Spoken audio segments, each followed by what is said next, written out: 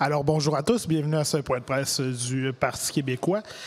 Joël Arsenault, député des Îles-de-la-Madeleine et porte-parole en matière de santé, services sociaux et soins à domicile, fera un point de presse sur une pétition demandant le maintien des services d'urgence à Fortierville. Il sera accompagné pour l'occasion de Mme Julie Pressé, mairesse de Fortierville.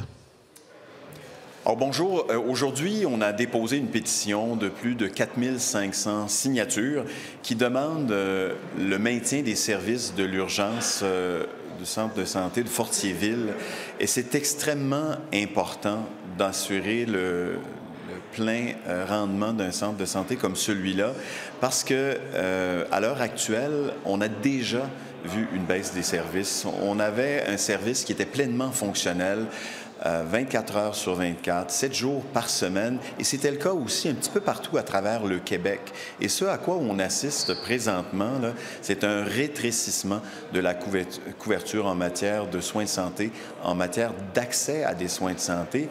Et ça cause évidemment un problème d'équité, un problème de santé, un problème de sécurité également. Parce que ce qu'on veut forcer les gens à faire ultimement, c'est à se déplacer sur des dizaines, voire 100 kilomètres dans le cas qui nous intéresse, pour aller obtenir des soins auxquels on est en droit de s'attendre là où on habite au Québec.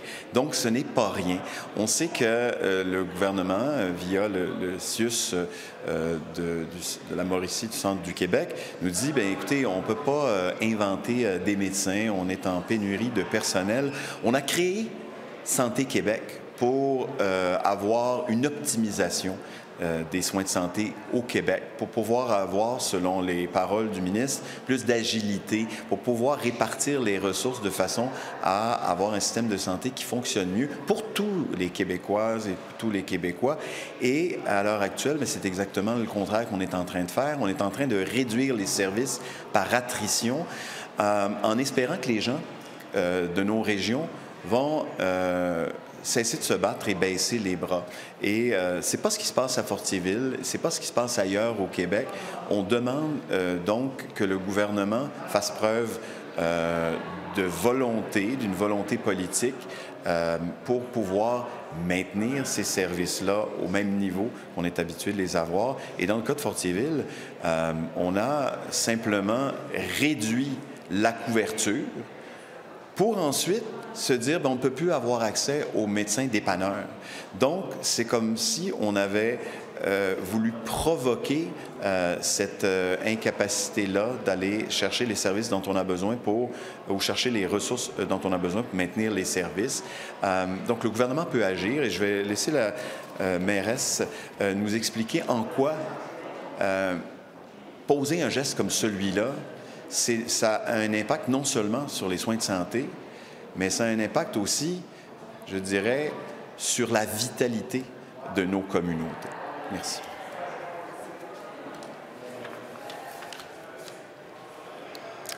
Monsieur le député, Mesdames, Messieurs les journalistes, chers citoyens et citoyennes de Fortierville, de la MRC de Bécancour et des MRC avoisinantes, je tiens premièrement à remercier M. Arsenault qui a accepté de parrainer et de déposer la pétition relative au maintien intégral des services d'urgence du centre de santé de Fortierville. Récoltant plus de 4500 signatures en quelques semaines, la pétition témoigne de l'inquiétude suscitée par une fermeture imminente et représente la voix des citoyens de notre région. Récolter plus de 405 000 signatures en un peu plus d'un mois est la preuve indéniable que la mobilisation populaire ne faiblit pas et que les citoyens refusent de rester silencieux.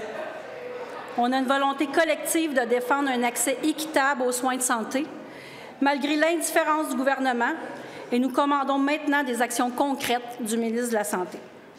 L'heure n'est plus au délai ni aux demi-mesures, mais à des engagements fermes pour assurer la pérennité de l'urgence. Nos démarches ont d'ailleurs reçu l'appui de la table des MRC du Centre du Québec. Je suis seule aussi aujourd'hui, mais ce sont les démarches de toute une région. Notre préfet devait d'ailleurs m'accompagner, mais des ennuis de santé l'ont gardé à la maison. Nous sommes toujours sans réponse du ministre de la Santé, qui n'a pas saisi l'occasion de nous rencontrer lors de notre dernier passage ici en février. Cette démarche aujourd'hui avec la pétition s'inscrit donc dans notre volonté de témoigner des impacts d'une telle décision. Depuis plusieurs mois, les citoyens de la MRC de Bécancour et des environs doivent composer avec une urgence partiellement ouverte à Fortierville. La réduction des services et la menace de fermeture complète de l'urgence au cours des prochains mois suscitent une vive inquiétude et une angoisse croissante dans notre population. Une fermeture complète de notre urgence priverait des milliers de citoyens d'un accès rapide aux soins essentiels. Cette fermeture obligerait des patients à parcourir plus de 100 km pour recevoir des soins, augmentant les délais d'intervention et mettant des vies en danger. Ma question au ministre de la Santé est la suivante. Est-ce que ce serait acceptable que vos commettants de la Prairie doivent se rendre à Blainville pour une urgence médicale? C'est pourtant ce qui attend nos citoyens de Fortierville et des alentours si rien n'est fait. On ne peut pas avoir deux catégories de citoyens, ceux qui ont accès à un service de santé de proximité et ceux en région qui n'en ont pas. Est-ce que c'est ça, le fameux système de santé à deux vitesses? Une urgence, par définition, ça ne peut pas être à temps partiel. On ne choisit pas le moment d'un infarctus, d'une détresse respiratoire, d'un AVC ou d'un accouchement précipité. Les témoignages abondent de cas où notre urgence a sauvé la vie de citoyens qui n'auraient pas pu faire la route. L'urgence de Fortierville constitue un service de proximité crucial pour les résidents de la MRC de Bécancour et des régions avoisinantes. Nous avons 14 000 visites par année. Notre urgence a prouvé son importance dans les 50 dernières années.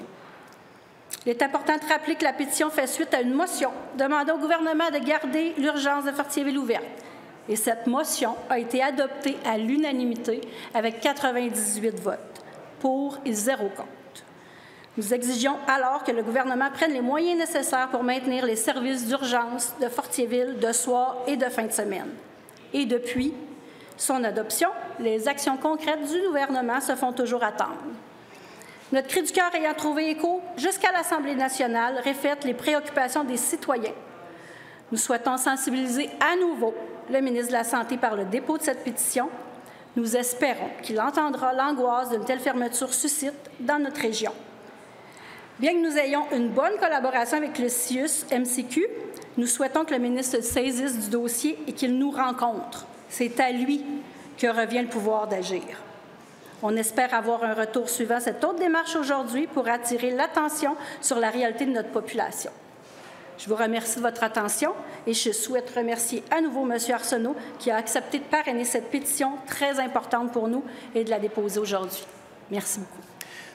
En terminant, je voudrais dire qu'il y a un suivi à cette pétition-là qu'on va réclamer de la part de la Commission de la santé et des services sociaux.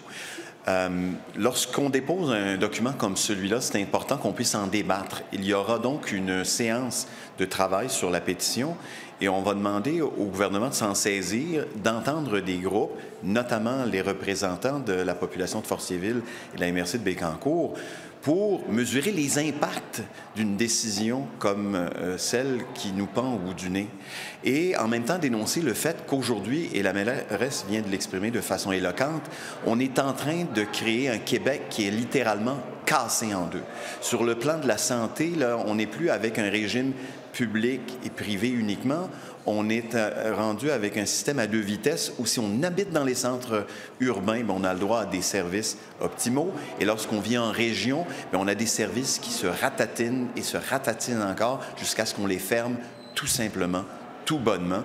Et ça se passe présentement à Fortierville, ça se passe à Rivière-Rouge, ça se passe à Trois-Pistoles, ça se passe à Pohénégamouk, ça se passe dans le Pontiac.